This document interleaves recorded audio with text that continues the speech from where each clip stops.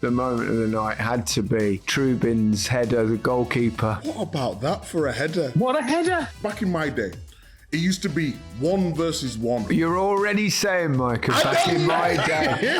Back in my day, you're only 28. I'm getting old, aren't I? If Arsenal were in the final right now, would you back them against the big European team? No one fancy Newcastle then? I think you... Well... That's all for the rest is football.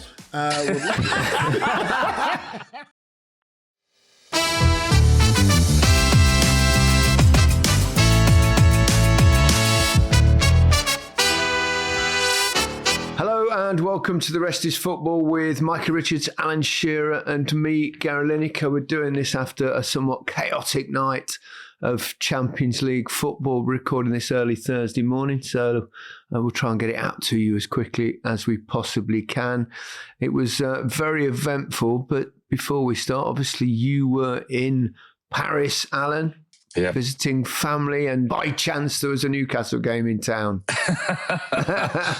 Yeah, it was a bit of a coincidence, yeah. So, we got really, really well looked after from Paris Saint-Germain last evening. Me, myself, my son and my future son-in-law went to the game. It was brilliant, it really was. It was a great atmosphere. It was really weird because to go there and get a point and the draw was great, but also knowing that it wasn't enough. But I guess there's lots to take from Newcastle. I mean, it was a really, really tough first 35 minutes or so because they put Newcastle under massive pressure. Missed a penalty, which we'll talk about in a minute with a handball.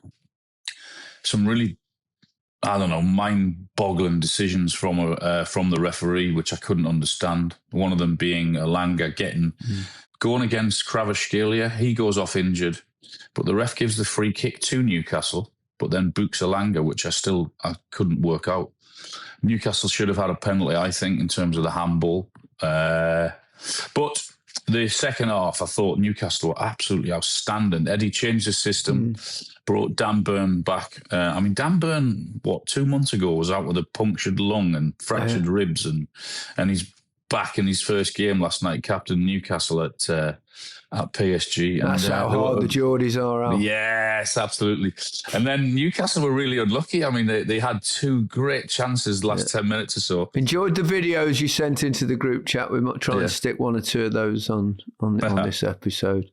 You enjoying yourself. So all in all, it was very positive for Newcastle, albeit they never made the top 8, which was the aim.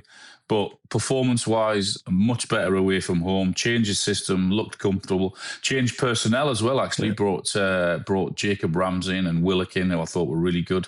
So, it was a positive night, despite not getting into the top 8 for Newcastle. And the little trip to Paris, how has you been? Lovely. I presume you went to 1 or 2 museums. You're at the Louvre, no doubt, checking out. I drove past it, Gaz. Yeah, I drove past it on the way to a restaurant and a bar.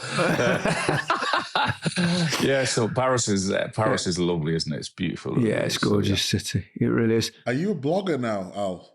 I'm a blogger. We see Gary go to Morocco and do his thing.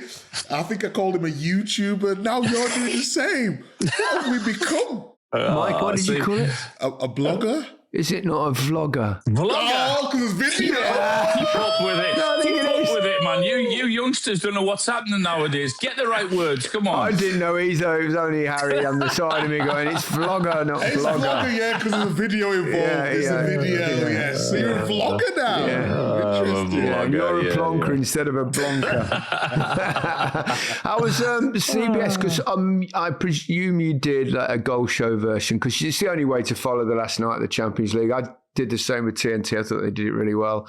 And it was a bloody good watch. It was, goals flying in everywhere and every little twist and turn. And ultimate, the moment of the night had to be was Trubin's header, the goalkeeper for Benfica, that made them. Normally you go 3-2 to 4-2. Why does that matter? But the fact that it took the goal difference just higher than Marseille, I think, and it meant they went through 98th minute. It was the only game still playing, so they were firmly on that. And it was mental. What a moment! It was unbelievable. How good is Mourinho, by the way? Brilliant. I just love him. I know he might not be what he was in terms of success and all that sort of thing, but his character. And then when he come out his interview, he said he put 2 players on to see the game out, and then he realised that they needed another goal. Another goal, yeah. But it's mad. He sent the goalkeeper up and left other players back. Yeah, I saw him doing it. He was telling the keeper to get up, but he also wanted to guard it. I suppose he doesn't know that all the other games are finished, probably. So he's thinking, you can't be too gung-ho in case 3-2 is good enough. But he is. He's amazing personality and character, isn't he? He really is. It's great to see. And what about the goalkeeper? What about that What for a header? It's unbelievable. It was a run as well, the way he coasted in, and it's just proper header. The only thing I was slightly disappointed with the header is that it didn't go in the top corner because can you imagine your closing line? You got a name like Trubin, and you could change it to Top Bin. Oh, it's a great header. What a story. I mean, what an unbelievable story for them to beat them like they did and get the goals. Yeah, under the way this previously worked, Real Madrid had finished 9th, and that was they finished just outside of the automatic qualifying positions, and they would have played Benfica, who were 24th, because it used to be 9th, 24th, 10th versus 23rd, etc. But they've changed it slightly where you get a couple of options. It still could happen. I mean, for example, Newcastle, I don't know whether you know, or PSG will play Monaco or Qarabag, which is, I would say, a decent draw. Yeah. Monaco have not been great this season. But it's now either Bodo Glimt or Benfica, Jose's Benfica, against Real Madrid or Inter. So they'll get a good draw probably. They'll play Inter or Real Madrid. It'd be brilliant if they played Real Madrid. Obviously, he was the former manager there, and to beat them last night, you'd never put anything past Jose. I went into the lounges last night after the game, and that's all everyone was talking about. Have you seen the Benfica keeper scored a goal? He's scored the goal that's got them through for him to qualify. So it's an amazing story. The only thing about this format, guys, is you don't actually get to watch the game, do you? So tactically, you don't know what's going on. You just see goals going in. You don't know who's played well, who hasn't, and obviously you can see the highlights and stuff, but you don't get a true. It's about the bigger picture. It's more about who's done what, though, isn't it, today, rather than going in individual football matches in many ways. And there's lots to discuss. This episode is powered by Fuse Energy. Winter is all about energy. Switching on Christmas lights, warming your home for a cozy night in, keeping the TV on for all the festive fixtures. And Fuse keeps things simple thanks to their fixed rates, cheap tariffs, and 24/7 support. Better yet, Alan, Fuse is the fastest growing energy company in the UK, and you can play a part in building the infrastructure for clean, affordable energy by referring land to Fuse for renewables development. Not only will you claim your place on the starting lineup of the clean energy revolution, you can earn a £2,000 reward by referring 20 acres or more of land to Fuse for solar projects. They're building a system that proves renewable power can be affordable, scalable in practice, and accessible to everyone, not just an idea on a tactics board. For more information about land referrals and energy powering the full festive fixture list, head to land@fuseenergy.com. Well, chaps, I mean, what performance from the Premier League clubs. Incredible. I mean, I know Newcastle missed out, Alan, but only just, and it could have gone their way. It could conceivably have been 6 teams out of the 8 that automatically qualify for the last 16, but it was 5, and well, that's pretty impressive. I would say that kind of performance will make sure that England continues to have 5 teams in the Champions League. I know there's 6 this year, but there were extraordinary circumstances. Isn't it remarkable that for large parts of this season, we've said how indifferent Man City have been, haven't played that well, how poor Spurs have been, how up and down Chelsea have been, how poor Liverpool have been. Yet they've all basically sailed through and it's in the top 8 of the Champions League. I mean, to have 5 of the 8 really is remarkable for the Premier League. Did you see the quotes by Anthony Gordon in the press conference prior to the matches?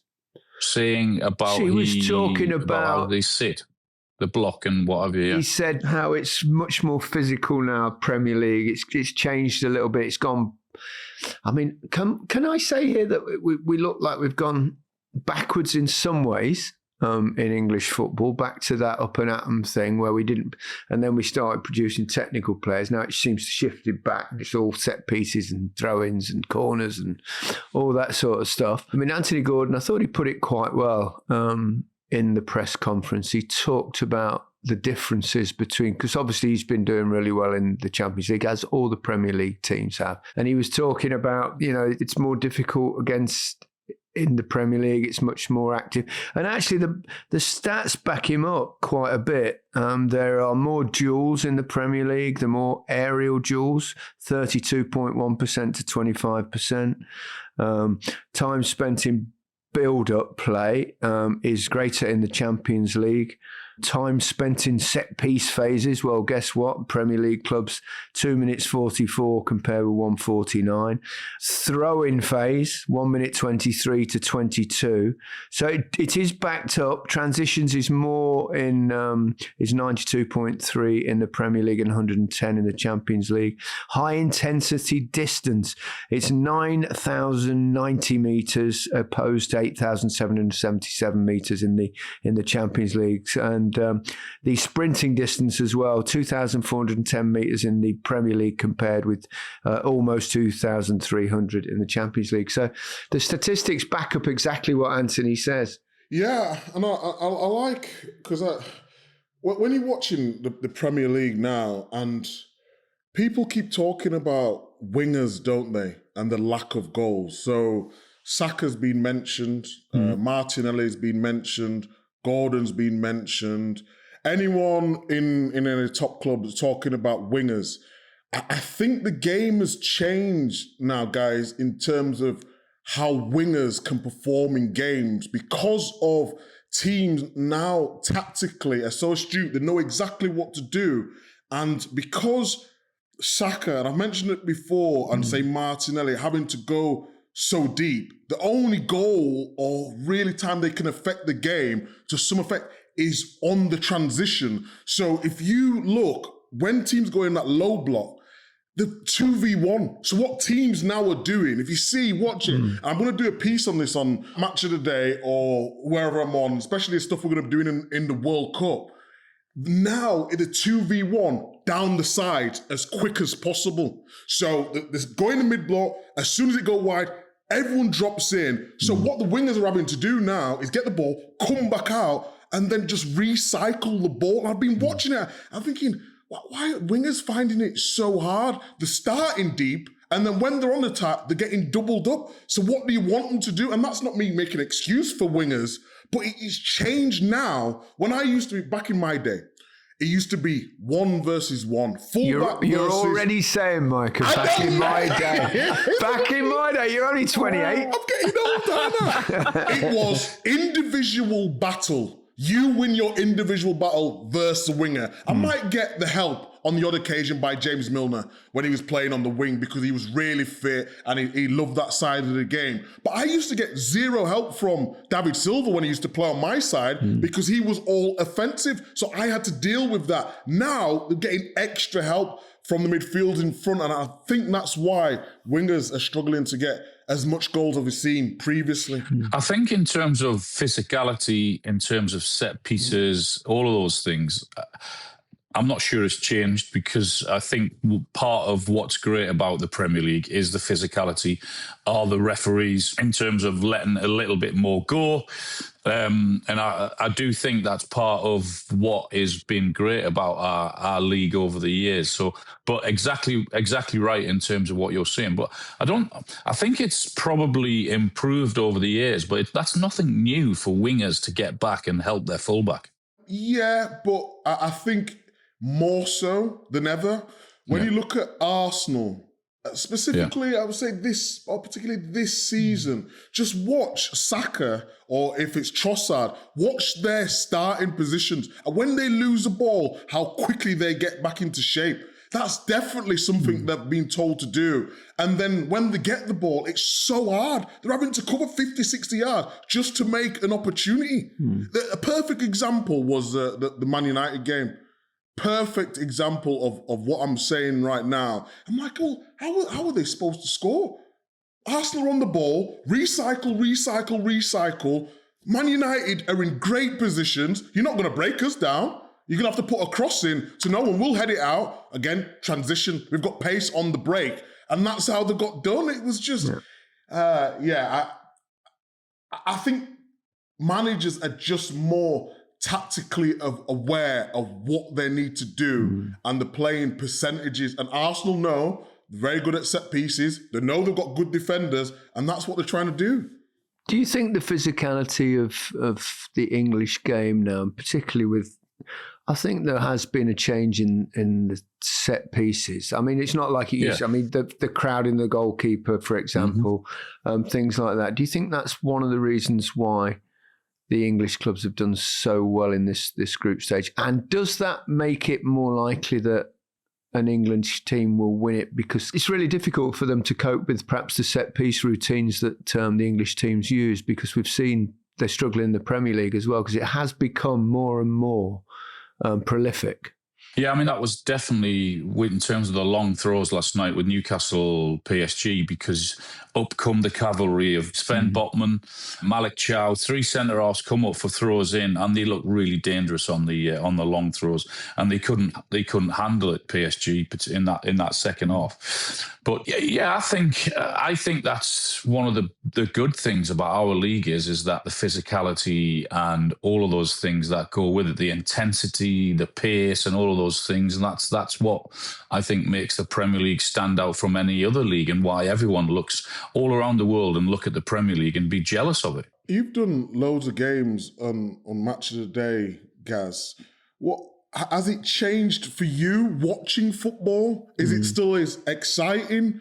Do you like this in football right now? It's moved on a lot, obviously, because you can't just kick people as well, which is what it used to be like. And I think that's a really good change.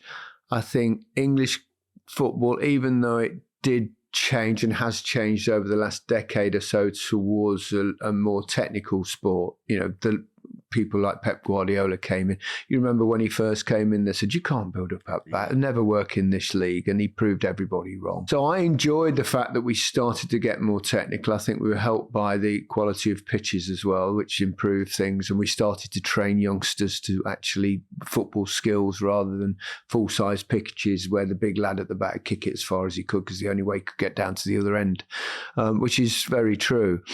So I've enjoyed the fact that we've become more technically gifted and we're kind of promoting that side of the game more. I think it's now taken a slightly backward shift. I think it's a balance in there somewhere, and if you can get that right, there's a lot of teams now do play very defensively and low blocks and stuff like that.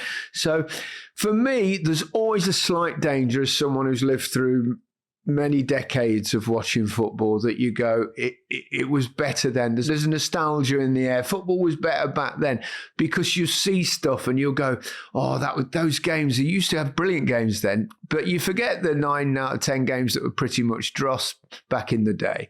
So I think it's always evolving. I think obviously nowadays every team has a player that can hurl it 60 metres or something with throwing. So it's going to drift back to that, because they're actually harder to defend than corners, unless you've got a delivery like Saka and Rice, because you can't be offside from a throw-in, so you can't push your team out like you can with free kicks. I should say that they're actually more difficult to defend than free kicks, because you can't hold a high line.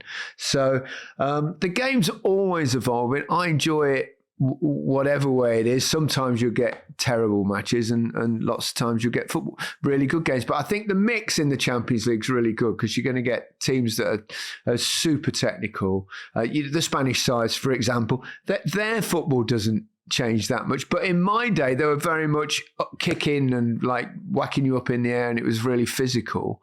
So that's evolved even over there since the days of Johan Cruyff came in and probably turned things around there, and Pep was one of his disciples. So, yeah, people will always reminisce and think nostalgia, and it used to be so good and now it's not. There are a couple of things I would say about the football now that I don't like.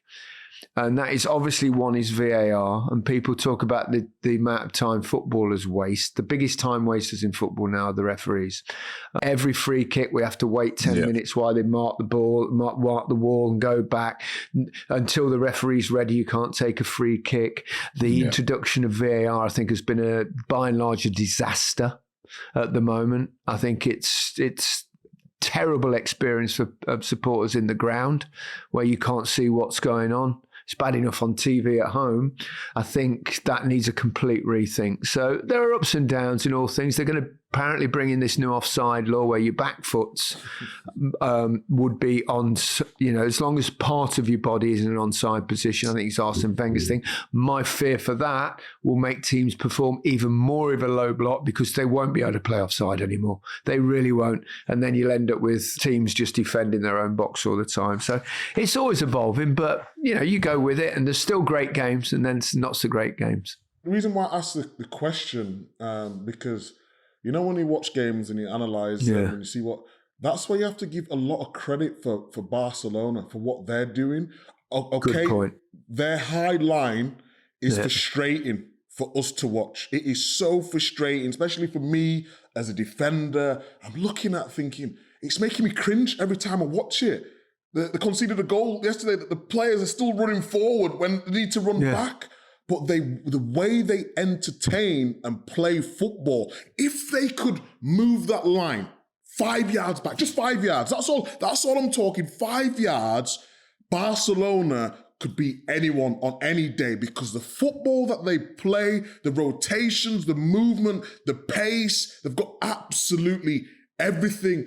So I would always advocate for a team like Barcelona because it's entertaining and it's good football and a different way to play football, and that's what you want. I always use the phrase, football's a winner, don't I? But I love watching Barcelona play. But like Gaz says, it is constantly changing and teams are doing whatever they have to do to win games. Totally agree with you on the Barcelona front. I mean, it's very rare that you get a bit of a dud or a boring game because they play gung-ho style. They go for it. They do it for a reason, and to play that high so when they win the ball, they're high up the pitch.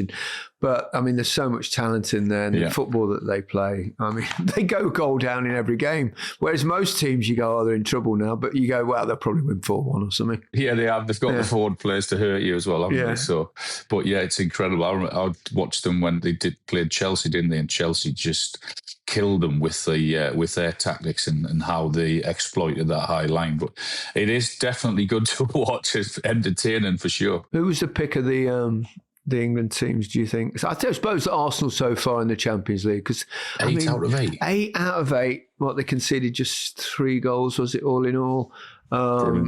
Remarkable, really. Yet we, one or two people are starting to question them and say, well, because they got one bad result, and they're just saying, well, they're just set pieces and they're just crowding the goalkeeper. And lots of people complain and say that, the game needs to look at this sort of thing, the treatment of goalkeepers. I've got no sympathy for goalkeepers because they've had it easy for years and years and years. You go near a goalkeeper and you breathe on a goalkeeper, and they used to give a free kick.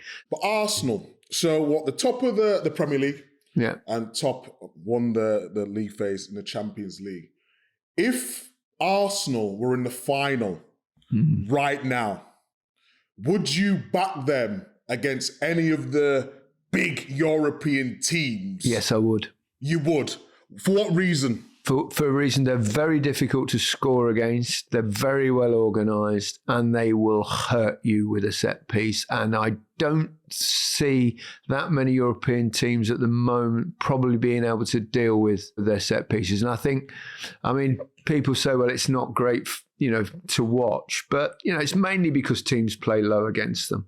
They could be more pleasing on the eye on occasions, but look where they are. They're clear in both competitions. They're going really well. And also, Micah, if that was the case, then the probability of the team they're coming up against isn't going to sit back and try and nullify them and have everyone back like they do in the Premier League in this low block, because the team they're up against will fancy themselves to go against them, which then should free up the wingers, which we haven't really seen in the Premier League for the last. So I would back Arsenal in the final, definitely.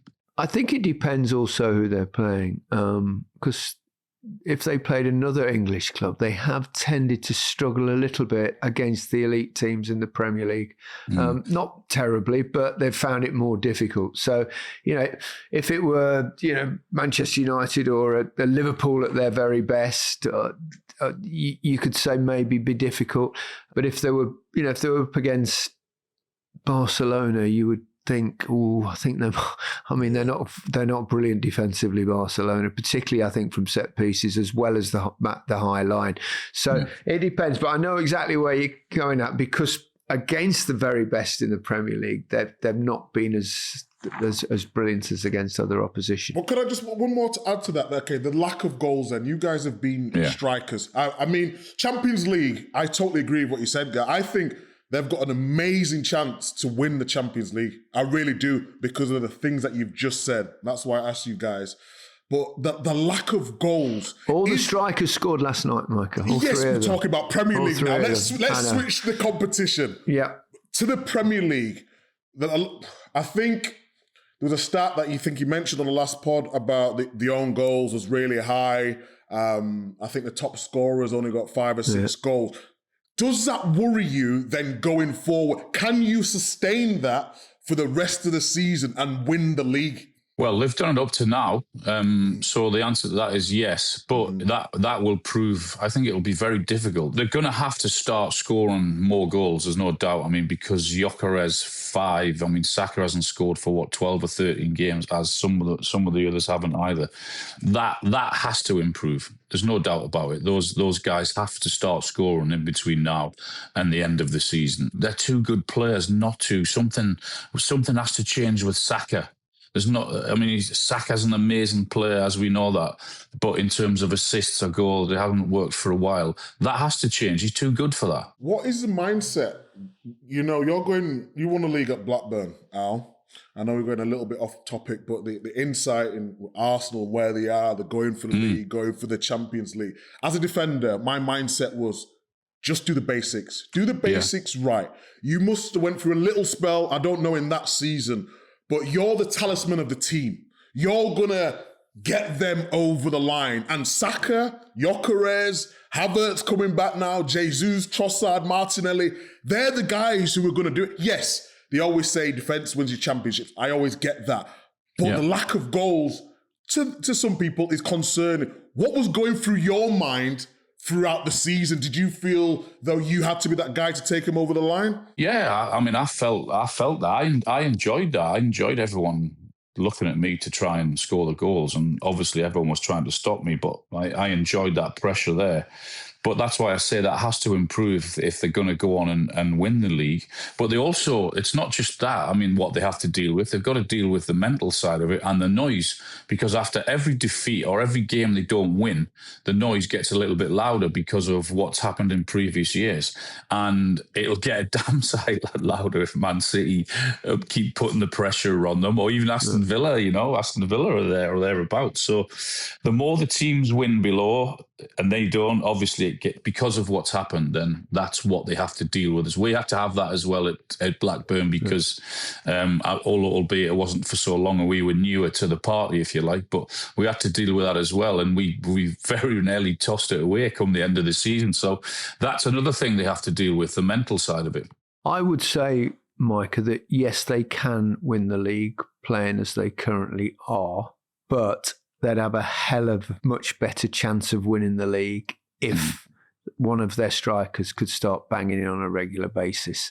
Now, there's, I suppose, a glimmer of hope in Gyökeres has a couple of decent goals in his last couple of games. Jesus has come back and scored 1 or 2 goals, and Havertz now as well. So they've got more options than they've had in the first half of the season. Havertz, has shown in the past that he does score. I don't think he's a natural 9 by any means, but at the same time, he's also intelligent and his movement's pretty good in the box. So someone like that might come in and score the goal. So I think they'll have a much better chance if they can find someone to score on a consistent basis rather than relying on defenders and set pieces and stuff. So, but I mean, you couldn't have a much better first half of the season. You couldn't have a much better first half of the podcast. So we'll be back in a minute. This question is brought to you by Fuse Energy, our presenting partners here at The Rest is Football. Each month, Fuse give their customers the chance to send in a question for us to tackle on the show. And today's question is from Sarah. Thank you, Sarah. She asks, how did Senegal's decision to walk off the pitch impact AFCON?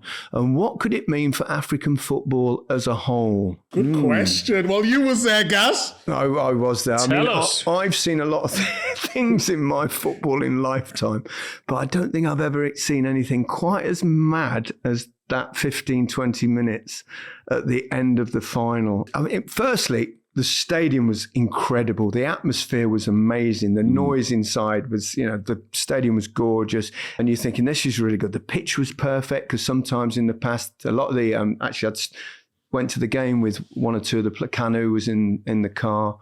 We saw Adebayor and Makaleli and chatting to them. And they were all saying it's really great. African football's, it's getting itself act together. The pitch is perfect. And then it all went a little bit pear-shaped. It was mad. What VAR were doing again? I mean, I've been meaning to get this rant out of it, VAR. Firstly, the referee made a mistake because Senegal scored, right? They scored what was a perfectly fair goal, but the referee blew his whistle before it went in the net, so VAR couldn't intervene, unfortunately. Then at the other end, a very, very softish. I mean, you were watching it, weren't you? I know you were watching it, Micah. Yes, I was watching it, I mean, it was... the softest of decisions to turn over a game in the last kick, basically. It was mental. Why do that? Unless it was absolutely clear and obvious, which it was far from. Must have been a great experience for you to. I know it was slightly bonkers in terms of what you saw and everything else, but must have been a great experience for you. It really was, and he looked after us very well. That 15, 20 minutes though, it was like you're just going, what is happening? It was kicking off then because he gave the decision. Half the players stormed down the tunnel with the coach, and you're thinking, well, what they're going to do? You can't just go off. You're going to forfeit it. They might miss a penalty. And then the hero of the occasion was Sadio Mane. I mean, that fella he just gets everything always right, doesn't he? I mean, incredible player he's been throughout his career. He looks after it, people in Senegal. He's built hospitals and all. He's an incredible human being. And then he's the man that, and you can see him. I could tell on the pitch, I'm thinking, Mane's he doesn't want them to go. And he's gone down the tunnel. You can see he's get them back out on the pitch. We cannot do this. This is not right. Referees makes mistakes. And he gets them on there. And I said to Harry, who was with me, I said, he's not going to score this penalty, And probably it was for the best that he missed the penalty, not for him. And there's a lot of conspiracy theories, aren't there, saying he missed it on purpose. Not a chance. Not a chance would you do that. If you want to miss it on purpose, but you say, right, we're going to act out sporting behaviour, you kick it towards the corner flag because you make sure everybody knew why you did it. Yeah. You wouldn't do it. That's absolute nonsense. No chance. They said because the way Senegal players reacted, but the game's still in play, so you've got to see it out. But in the end, Senegal won. I thought they were probably the best team in the tournament overall. I think a lot of the players will regret having run off the pitch at the end, but in the end, they saw it through. Yeah, I would say I don't think it puts a stain on AFCON at all. I think it was just one moment. No. It's difficult because not everyone watches AFCON, and I've watched it recently. Some very good players, and all the players are really passionate about going there. And then you don't want the tournament to be defined by that moment. And I don't think it was. We could all agree it was wrong. You shouldn't be walking off the pitch, but it was justified to a certain degree with the refereeing decisions. So it's more about get the referees better than the standard that they have, get VAR better, and then, I think it's a good tournament. Okay, if you want your question answered on the show and you fancy saving a bit on your energy bills, sign up to Fuse Energy at fuseenergy.com/football. Just make sure you use the referral code FOOTBALL. Welcome back to The Rest is Football with Alan Shearer, Micah Richardson, me, Gary Lineker, discussing, an incredible night, Champions League football and a brilliant night for English clubs. And let's talk about two of the teams that perhaps slightly surprisingly, given the circumstances of this season and things that have been going on at the top of their clubs, Spurs and Chelsea both made it through. Let's start with Chelsea because it's been a hell of a start for Liam Rosenior, hasn't it? Yeah, other than the Carabao Cup game against Arsenal, he's won every game, and obviously I didn't see them last night, but I've read about what happened and going behind and then finding the way to come back. Have you not seen João Pedro's goals, Alan? I haven't seen it yet, but it's meant to be a good one, eh? Well, two. First one was incredible. The second one was pretty damn good too. Brilliant result, though. Great for him.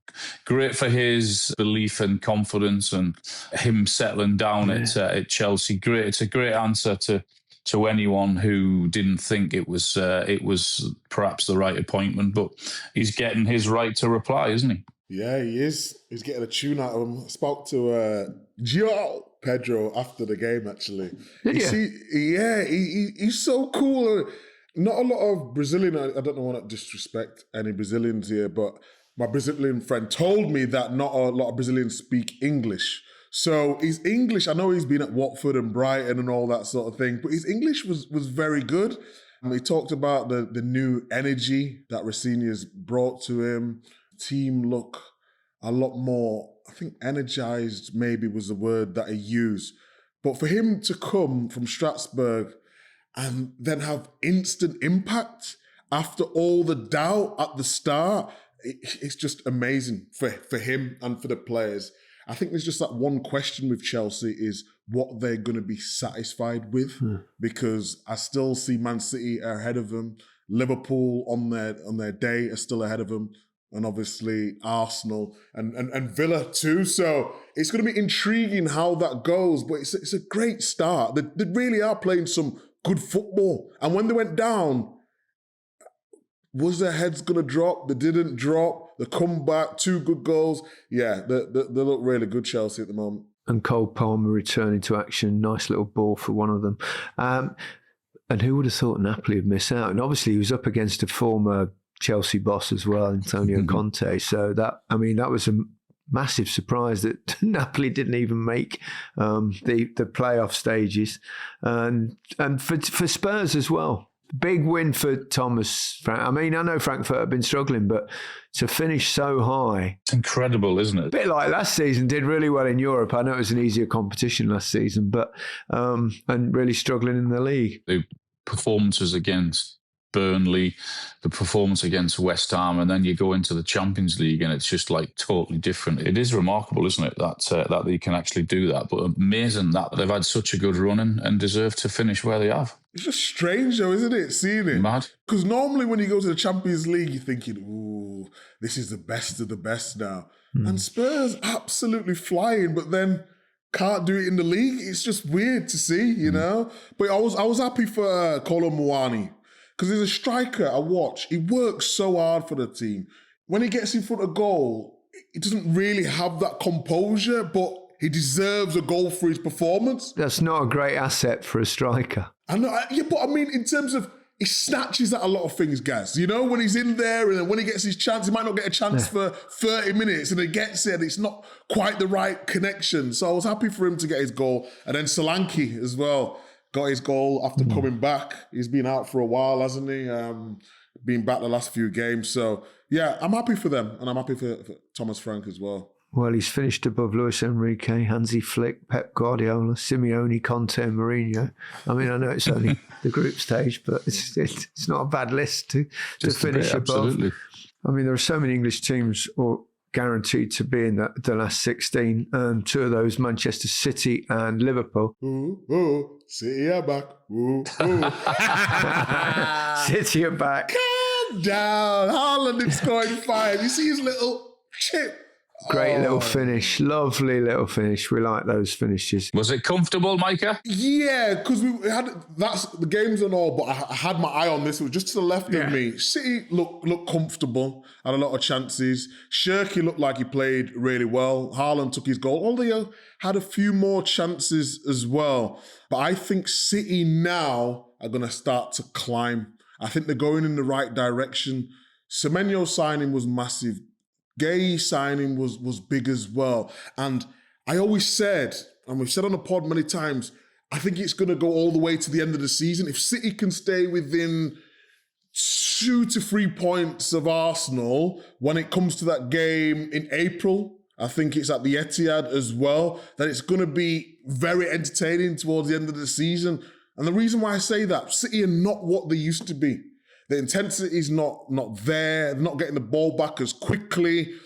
But when you've got Haaland and Shirky and Semenyo, Doku come off injured, you got Foden, the squad, although it's not been clicking as we expect it to, you still look at the names on the team sheet and think, if they get it right on their day, it could beat anyone. So you think they'll win it, do you? No, it depends what they do defensively. It depends when all the big hitters are back. So you have Gay back, you get Diaz back. Obviously, Guardiola's a little bit longer than that. You get Stones back. Rodri will have more game time. Nico Gonzalez as well. And with Semenyo and Haaland, look, they're not at their brilliant best, but I still think they could trouble teams. I do, yeah. Maybe not win it, but there or thereabouts. It's always a tough competition to call. A lot of big teams, and if Liverpool can get back to their best form, I mean, they banged in 6. They got dare I say, a carrier bag full of goals against Karabakh, as you might expect, and a goal for Mo Salah, which will help him perhaps a bit like in the same way as Haaland, because you need your star men in the second half of the season, because the season sort of starts now, doesn't it? In many, Ferguson used to say, didn't it? It's all about after Christmas and get the second half of the season. But the English teams are in really good shape. Looking elsewhere as well, you got Barcelona, probably Bayern Munich, Real Madrid struggling this. They're very in and out. They were poor again, really poor last night. We saw quite a bit of that game. I think also looking ahead to the World Cup, I mean, Foden's sort of gone. He had a great spell and now he's out, maybe needs a bit of a rest. The fact that they might get a bit of rest, though. Look at someone like Harry Kane. They have a little bit of a winter break in Germany, and he comes back and he's came on as sub and banged another brilliant finish in last night. Marcus Rashford's not playing all the time, but he's contributing really well when he does. And all of a sudden, England might have 1 or 2 players who are not completely knackered. That's my point. Come the World Cup in the summer, which is often the case. I think in terms of the Champions League, we can't get too excited. Do you remember PSG last season? They just started now, didn't they? They just started now. I was looking at them last night, though, Mike. I was thinking, I said, because maybe a week or 2 ago, I said, I went for PSG because I thought, they kicked in at this time last year when they played City, wasn't it? And then they played Liverpool in the round of 16 and knocked them out. And from then on, looked really, really impressive. I don't know. I wasn't. And for them, I wasn't that impressed with them last evening. But back to Gary's point and what he's talking about and going to the World Cup. Yeah. Don't forget the French league. They can afford to take their players out the games because they're going to win the league anyway. Yeah. So that's where the rest comes in, and that's what them extra games that PSG had to play it didn't matter to them, and that could be the difference. But I agree with you. I don't think they're quite right yet, PSG. But the table, you can't get too excited with the table. I think the biggest win is you don't play the extra 2 games. That will help most of the English clubs, definitely a little bit. And also, is it the top 2 or the top 4 are all guaranteed? Yeah, top 2 isn't going forward. That their second legs are all at home. From now on, which gives you a slight advantage, doesn't it? Because the game goes to extra time. Obviously, you get longer at home. Okay, before we wrap it, give me your winner. changed my mind from a couple of weeks ago because I wasn't that impressed with PSG, so I'm going to say Arsenal. But you weren't very impressed with them last year when they played Arsenal, were you, in the early stages? True, very true. Very true. Yeah, Arsenal just for me. Micah? If Bayern turn up on their day, I'm telling you now that they can cause people problems. Arsenal battered them though, didn't they? Yeah, there's something about Harry Kane, Elise, Diaz. They got that young Leonard Carl, and they're going to win their league, so they might have time to rest their players. Can I pick two? Oh, stop it! Stop being so stupid. And hurry up, because I've got a flight to catch. You know what? I'm going to say Arsenal too, Alan.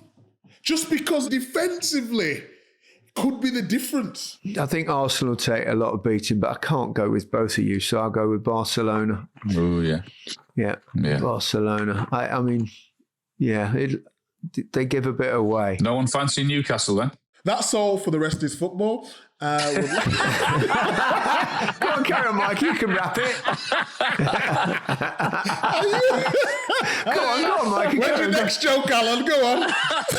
Oh, that's harsh. That's harsh. I love the Geordies. It's only a joke, the Geordies. It's only a joke. Great stuff. Well, goodbye from me.